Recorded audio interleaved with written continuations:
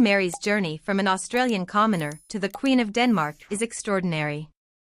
Her story is a testament to resilience, adaptability, and unwavering devotion to her new role and country.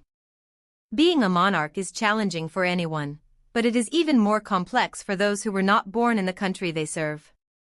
In addition to learning royal protocols and the realities of royal life, foreign-born royals must also immerse themselves in the customs, culture, language, and lifestyle of their new homeland.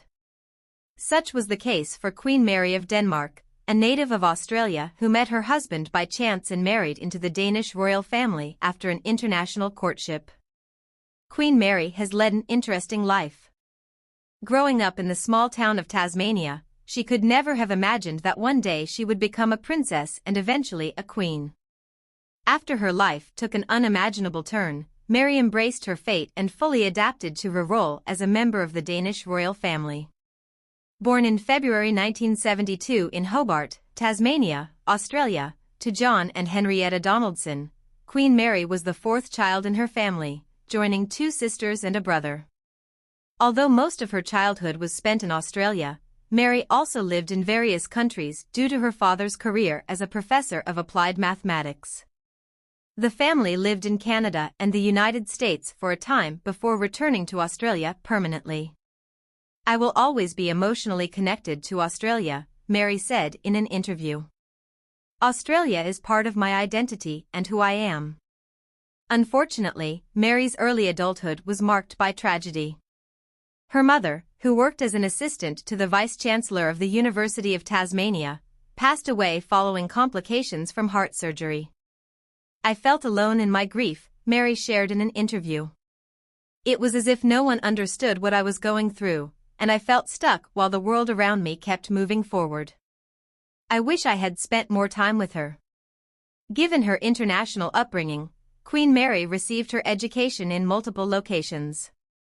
She began her schooling in Houston, Texas, when her family moved there for her father's work, and completed the first part of her education in Tasmania after the family returned. Mary remained in Tasmania for high school and college, eventually pursuing graduate studies in Melbourne. After finishing her studies, Mary focused on her career, pausing only after her engagement to Crown Prince Frederik and her move to Denmark. Her education didn't stop with her relocation. In fact, Mary had much to learn upon her arrival. Besides planning her wedding, the future queen had to assimilate into a new culture. "There was so much preparation, but most of my time was spent on Danish lessons and learning the language," Mary explained. Despite their royal status, the love story of Queen Mary and Crown Prince Frederik began in a very ordinary place. In the summer of 2000, Mary was living and working in Sydney, Australia. Frederik was in town for the Summer Olympics, and they met by chance in a bar. To Mary, Frederik was just an ordinary guy. "When we first met or shook hands, I didn't know he was the Crown Prince of Denmark," Mary said. "Maybe half an hour later, someone came up to me and said, 'Do you know who these people are?' Their meeting was almost serendipitous. That night I almost decided against going out," Mary revealed. "A taxi arrived, and at the last moment, I said, 'Oh, all right,' and just got in." In 2003, 3 years after their chance encounter, Mary and Frederik got engaged, officially setting Mary on the path to becoming the next Queen of Denmark. While some moments felt surreal, others were typical of any wedding day. Mary was supported by her friends and family, and adoring fans from all over Denmark also expressed their joy over the union. "I had a moment where I had to take a few deep breaths and squeeze his hand tightly, but when the doors opened, the music was so incredibly beautiful, so amazing, otherworldly. I felt like I was floating to the music as I walked." Many brides say they forget that part, but I remember every step, Mary recounted in an interview about her wedding day. Before her marriage to Crown Prince Frederik, the Danish government announced that upon their official union, Mary would become a Danish citizen.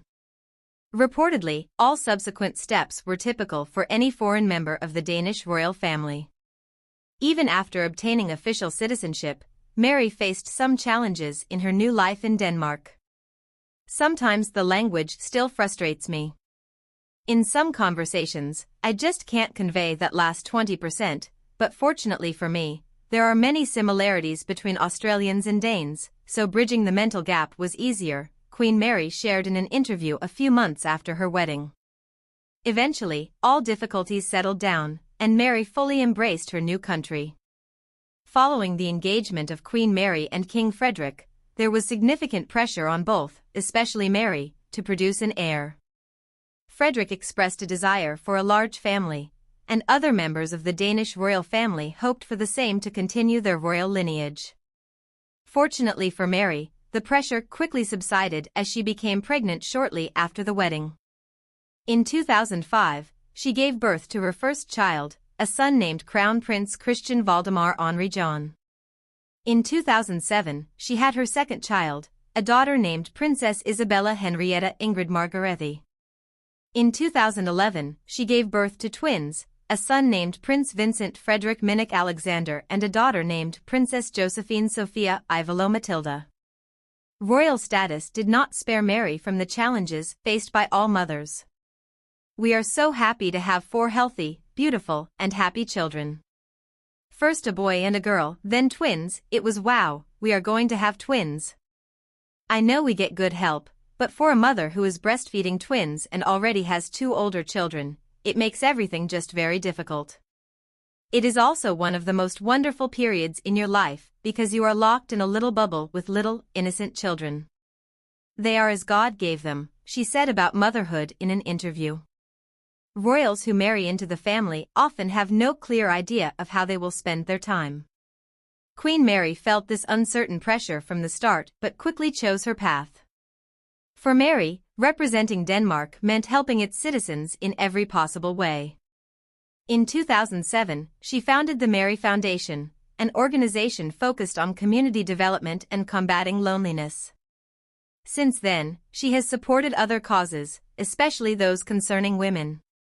I have always had a strong sense of justice. Everyone should have equal opportunities no matter where you come from, she said, becoming a globally recognized figure. In the early 2000s, she faced significant pressure and scrutiny. Queen Mary transformed from someone who didn't care much about her appearance to someone who had to. It became clear very early on that there were expectations about what you wore and how you dressed for various events, Queen Mary explained. It scared me a lot. I was a girl in a tank top and shorts and was known to walk around barefoot. However, within a few years, Mary embraced the new stylistic expectations associated with her role. I like simple clothes with beautiful details. It's nice when clothes bring joy and you can experiment a little, she said.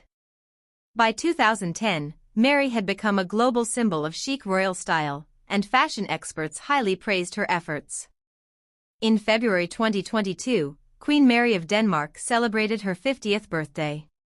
While most women around the world celebrate this momentous occasion with a dinner or special gift, the Danish queen marked her new age with stunning portraits. For the photos, Mary wore a gorgeous light blue dress and dazzling jewels, the same ones she wore after her engagement to King Frederick. These jewels were once worn by Désirée Clary, the woman who was once engaged to Napoleon Bonaparte. The next owner of the jewels, Clary's sister-in-law Josephine, gave them to her granddaughter, Princess Louise, after her marriage to Crown Prince Frederick of Denmark in 1869. The jewels are still owned by the Danish royal family. On her 50th birthday, Mary was well aware that her time as queen would begin sooner rather than later, and she already had thoughts about the future of the Danish monarchy. The monarchy exists in the time and society of which it is a part, and the Danes are a progressive, innovative, and free-thinking people. How progress will happen depends on the personalities of the people in the royal family and, of course, the people they are among, she said.